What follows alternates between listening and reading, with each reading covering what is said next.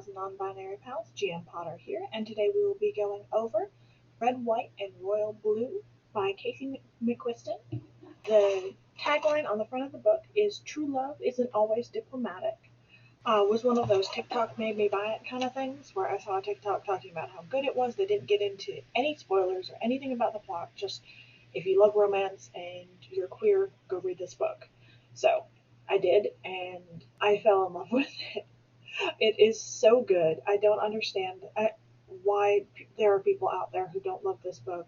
It's a little spicy in places. I will say that. It is a little spicy, which I wasn't expecting, but it facilitates the story and it shows the trust bond between them, um, because it's an enemies to friends to lovers trope. Our main characters are Alex Claremont Diaz. He is the first son of the first female president.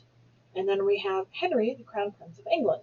At a royal wedding of Henry's older brother, Alex accidentally knocks over a cake, and the two of them go falling into the cake, and of course a million shutter flashes go off. It's all over the tabloids that they're feuding and blah blah blah, which of course they are at this point in the book. But it does. Their PR teams decide that it's best if they pretend, oh no, it's just a harmless thing. They're actually best of friends. Here we go. Best of friends. There we are. Awesome. Great. Love it. They end up realizing that they have a lot more in common than they think they do. That each other, they're just people. That they're not these elitist ivory tower dwelling gods. That they're just people. And people need people. And being in their unique situations, they really only have each other to rely on. So they end up reaching out to each other in times of stress and in times of issues, and it develops into a friendship. And then the friendship takes the unlikely turn. Well, it's likely if you have ever read a romance novel, but if you haven't, I suppose it would be unlikely. Neither of the characters really sees it coming.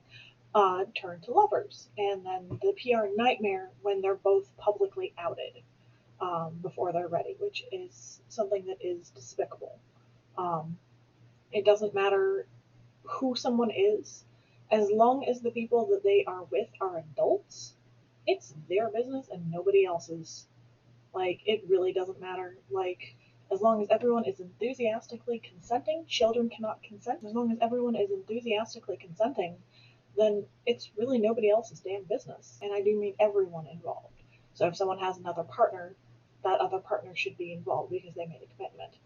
Unless they have some sort of prior arrangement, which would be, a form of consent.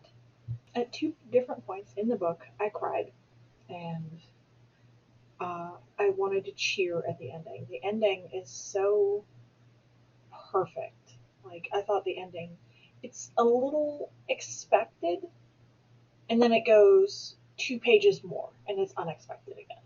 And so the very, very last page, the last line of the book, made me want to just pump my fist and cheer. I have read another book by this author. I've read One Last Stop, which is lesbian romance by the same author, of course, because I just said that. I think this one is better.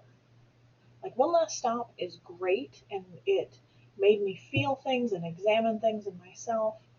This one, for me at least, is a little bit more fun, and I was able to get into the story and into the characters a little bit more, because I wasn't seeing myself reflected back in them as much, if that makes sense.